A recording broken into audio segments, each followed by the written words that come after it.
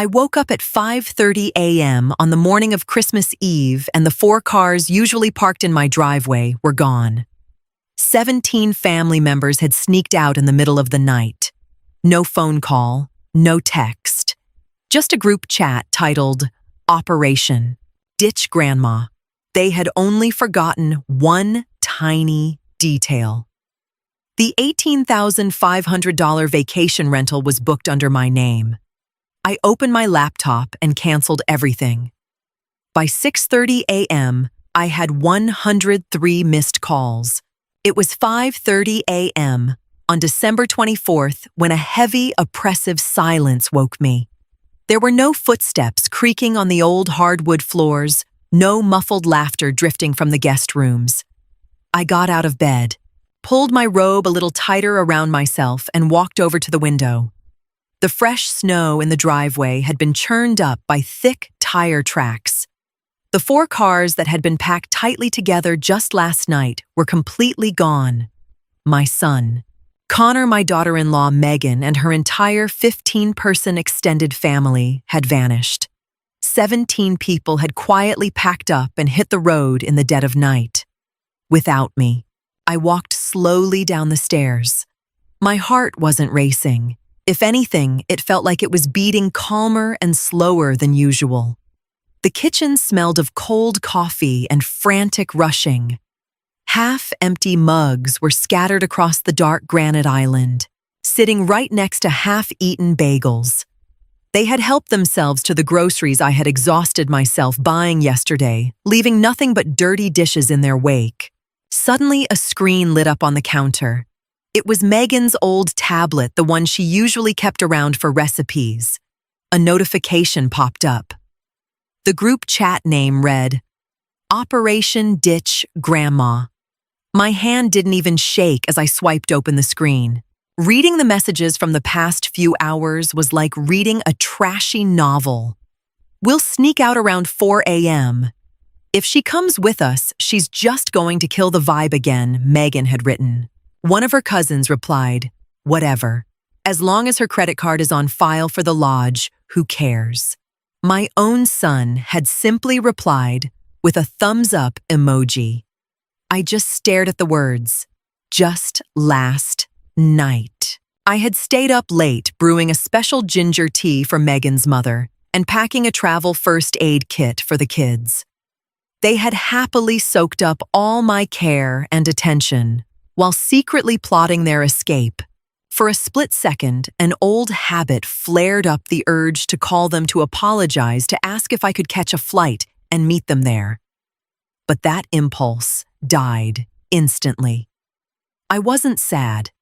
I felt a strange, almost eerie sense of total clarity. I poured the rest of the cold coffee down the drain. My eyes landed on the booking confirmation for the luxury lodge in Aspen. It was a receipt for $18,500 paid in full from my checking account. I sat down at the massive solid oak dining table that my late husband and I had bought 20 years ago. In front of me sat the printed folder with all the travel documents. $18,500. That was the price tag for the exclusive mountain lodge that Megan absolutely insisted her extended family needed. 2 weeks of total luxury, complete with a private chef and a spa. She had whined for weeks about how Connor's salary couldn't cover it, guilt-tripping me about how Christmas is supposed to be all about family. I had finally caved and dipped into my life savings. And now, I was sitting alone in my house while they were speeding toward a vacation that I was paying for. I flipped open my laptop. No hesitation, no tears in my eyes. I pulled up the booking portal.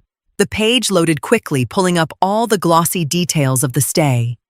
The cancellation policy was strict, but I knew the fine print. Since I was the primary leaseholder on the contract and hadn't checked in yet, I had the right to revoke the booking immediately if I suspected unauthorized use by third parties. I didn't even bother picking up the phone to argue with anyone. I simply clicked the button to cancel. A form popped up. I typed in a very clinical explanation stating that the group was attempting to arrive without the account holder and that I explicitly prohibited the transfer of any costs for these individuals. With a soft, precise tap of the enter key, I submitted the request. Less than a minute later, my landline rang. It was the lodge's concierge. A polite, albeit slightly confused voice asked to confirm the request. I calmly verified my identity. Yes, that is correct. I am canceling the entire reservation, including all add-on services. Please do not grant the arriving party access to the property under my name. The concierge processed the request. The refund minus a small processing fee would hit my card in a few days. I closed the laptop. It wasn't even 6 o'clock in the morning yet. The silence in the house no longer felt suffocating. It felt expansive and liberating.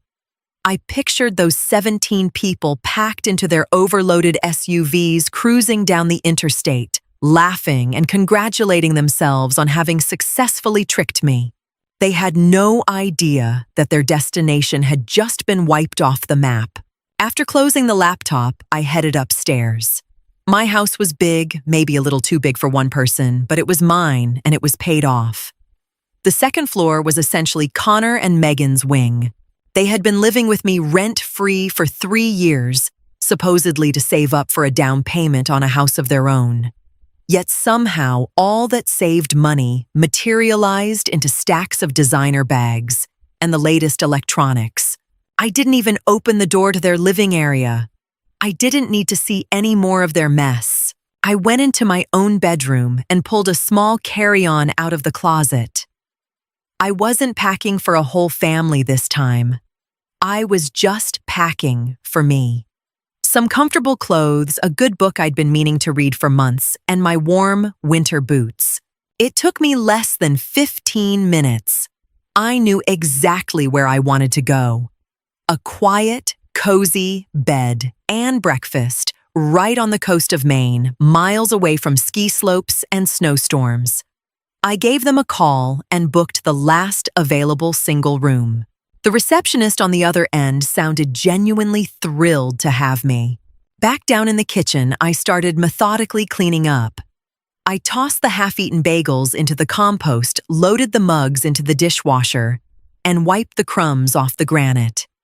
Every swipe of the sponge felt like shedding an old skin. For years, I had been the invisible help. I was the one who folded the laundry, paid the bills on time, and kept track of everyone's appointments. They had downgraded me to the house's infrastructure. But the thing about infrastructure is you can shut it off. I scribbled a quick note and left it on the spotless kitchen island. No guilt trips, no dramatic monologues. Just a straightforward heads up. The cleaning lady comes on Tuesday. The house is locked. Then I put on my winter coat, grabbed my bag, and stepped out into the crisp, freezing morning air. I double-locked the front door. The keys felt heavy and secure in my pocket. My car was sitting in the garage ready to go. When I started the engine, I didn't look back at the house once. The long drive up the coast was waiting for me.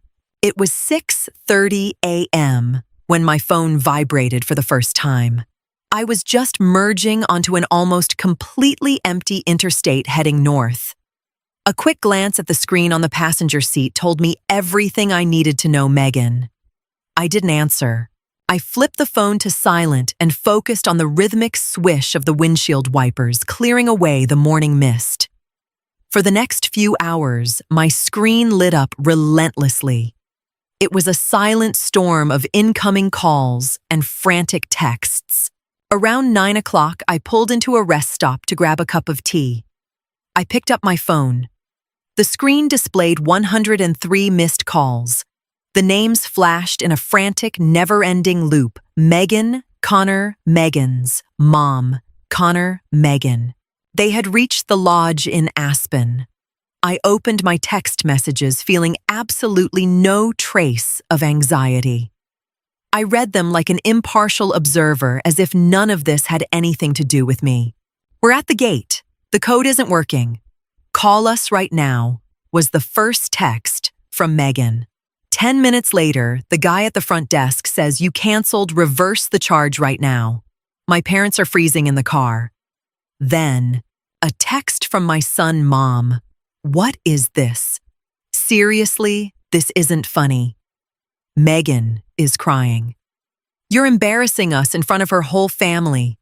Fix this with the hotel right now." I stared at the screen. Not a single "Where are you?" Not one "Are you safe at home?" All they cared about was the access code and the money. They weren't worried about me. They were just furious that their personal ATM was out of order. I took a sip of my hot tea, feeling the warmth spread comfortably through my chest.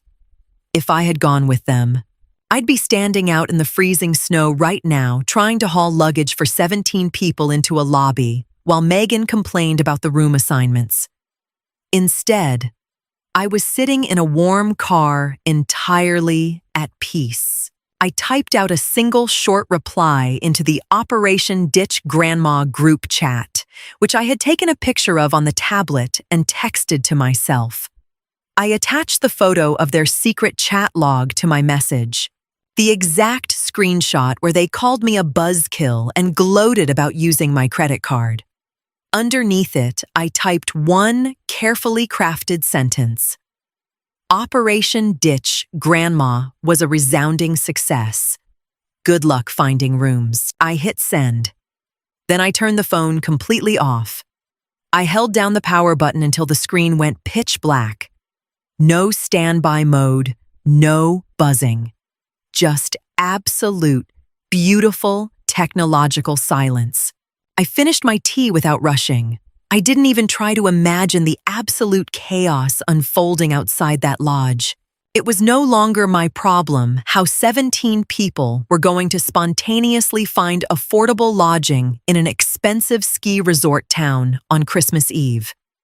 They were all adults.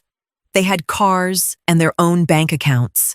For years, I had taken that responsibility off their shoulders, operating under the misguided belief that financial support equaled love. Today, I finally let go of that illusion. The rest of the drive up to Maine was smooth. When I pulled up to the little inn by early afternoon, the air smelled fresh and deeply salty. A biting wind was blowing off the water, but it felt incredibly cleansing. My room was cozy, overlooking the gray, crashing waves of the Atlantic. There was no giant, overwhelming Christmas tree, no holiday stress, just a quiet restaurant downstairs and a small heated pool. I unpacked my few things, set my toiletries in the bathroom, and changed into some comfortable clothes. That evening, I sat alone at a small table in the dining room. I had a beautiful plate of seared seafood and a glass of dry white wine.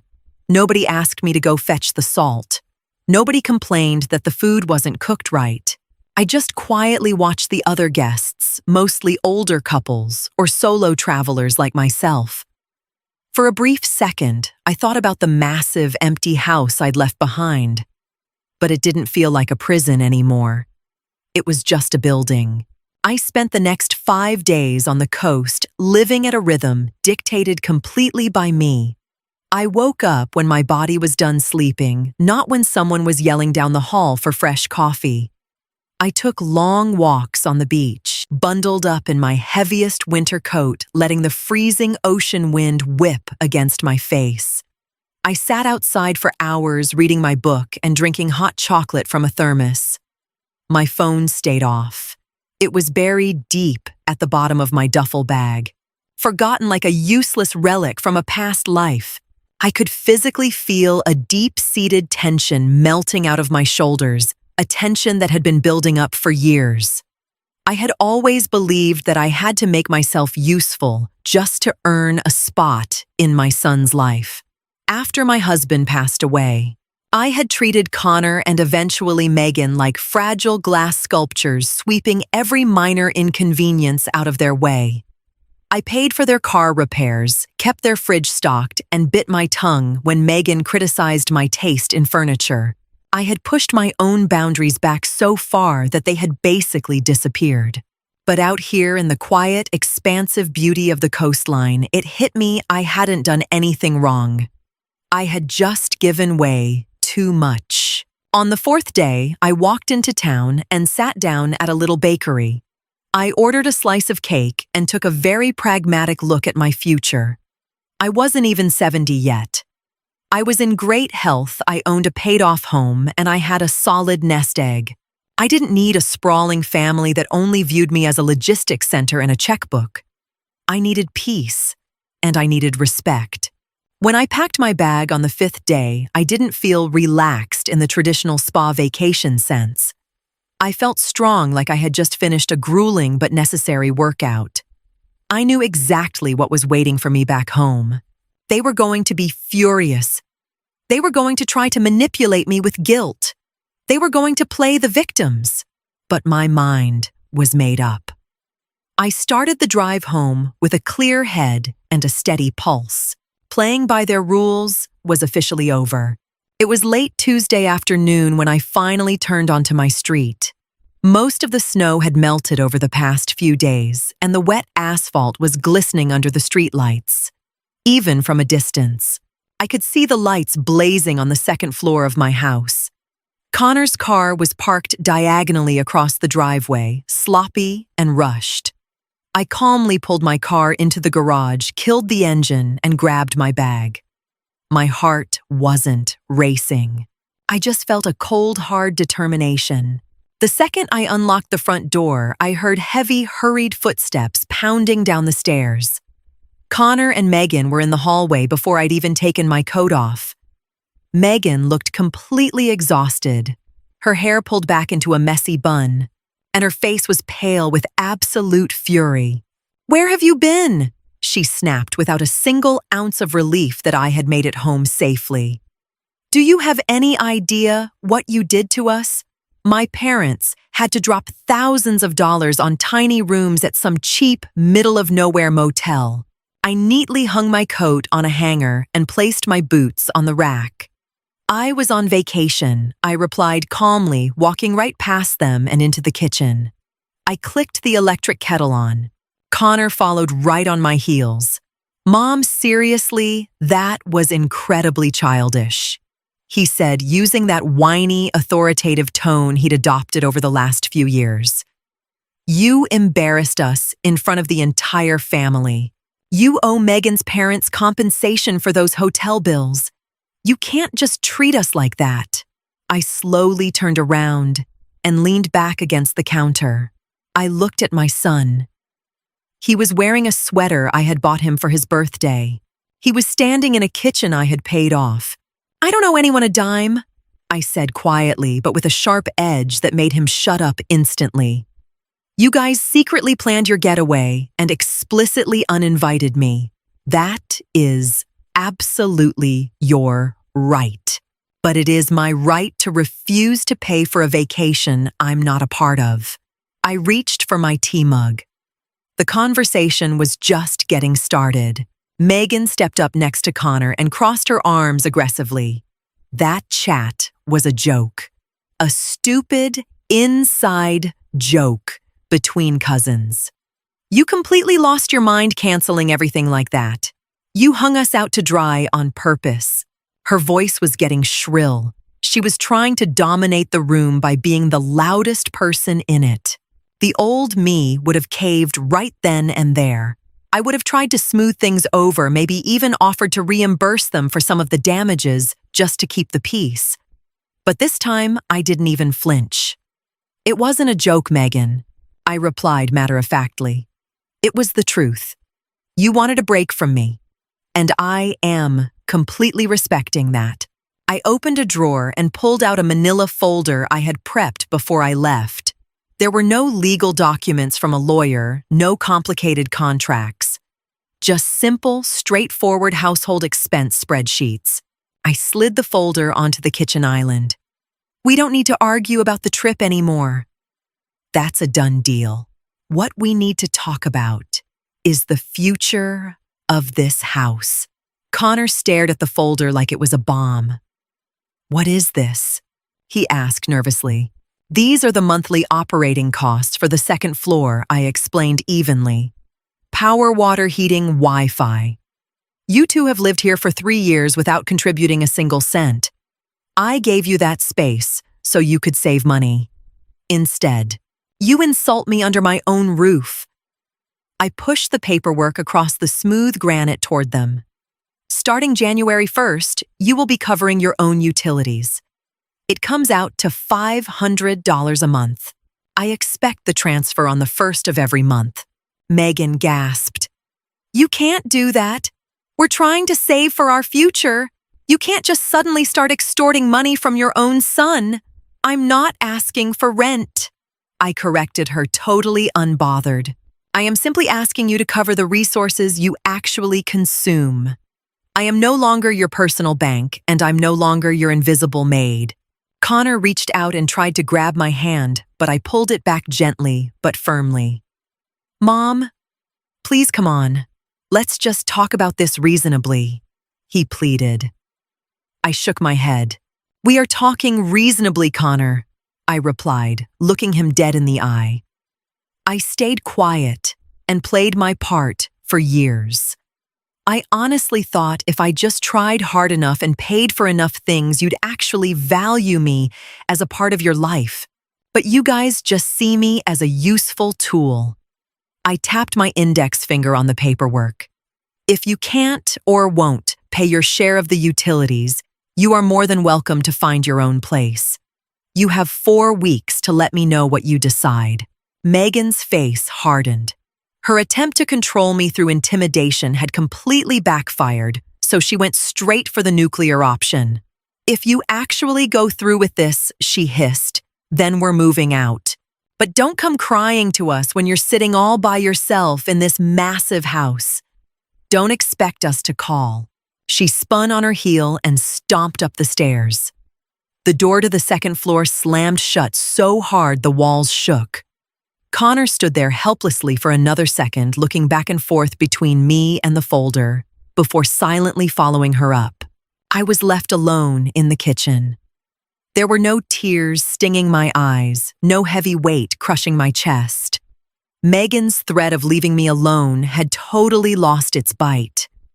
I was already alone when I was cooking for them, paying for them, and being invisible to them. The intense loneliness of being surrounded by people who don't respect you is so much colder than the peaceful silence of an empty house. I grabbed my mug of tea, walked into the living room, and sank into my comfortable couch. Over the next few weeks, the house turned into a silent zone. Connor and Megan barely spoke a word to me. They stopped eating in my kitchen and actively avoided eye contact. By mid-January, I saw them carrying the first set of moving boxes out to the hallway. They had actually gone out and rented a small apartment on the outskirts of town. They honestly thought they were punishing me, that they were teaching me a lesson. They didn't realize they were giving me exactly what I wanted: my space back. Moving day happened on a rainy Saturday morning. Connor silently hauled boxes out to a U-Haul while Megan stared stubbornly straight ahead anytime she had to walk past me. I didn't get in their way. I didn't offer to help lift anything. And I certainly didn't make sandwiches for the moving crew. I just sat at the dining table, reading the morning paper and drinking my coffee. When Connor carried the very last box out, he paused in the doorway. "We're leaving now," he said quietly. I just nodded. "Leave your key on the console table," I replied calmly. He did, without saying another word. When the front door finally clicked shut and the rumble of the moving truck faded down the street, I walked into the hallway. I picked up the house key Connor had left behind and dropped it into the little catch-all bowl. Then I walked upstairs. The second floor was completely empty. It smelled a little like dust and harsh cleaning spray. Stripped of all their bulky furniture, the rooms looked massive and flooded with natural light. I cranked the windows wide open and let the crisp, freezing winter air blow through the entire floor. It was time for a fresh coat of paint. In the months that followed, my life changed completely. I had the upstairs renovated and turned it into a bright, airy studio where I started painting again, a hobby I had abandoned 20 years ago. The money I was no longer bleeding out to fund my son's lifestyle, I started investing in myself. I booked little weekend getaways, went out to nice dinners with old friends, and fully enjoyed having total control over my own time and my own space. Connor still reaches out every now and then. Short formal phone calls on my birthday or major holidays. I never saw Megan again. I didn't turn into the evil mother-in-law from some cheesy movie. I simply stopped being the comfortable cushion that absorbed all their responsibilities. Sometimes when I'm sitting in my big, quiet house in the evening, I think back to that Christmas Eve morning. I think about those 103 missed calls. And then I smile, switch my phone to silent, and crack open a really good book. Some people only remember you as long as your credit card works. The day I stopped paying for my seat at the family table, I didn't lose them. I just got my house, my peace of mind, and myself back.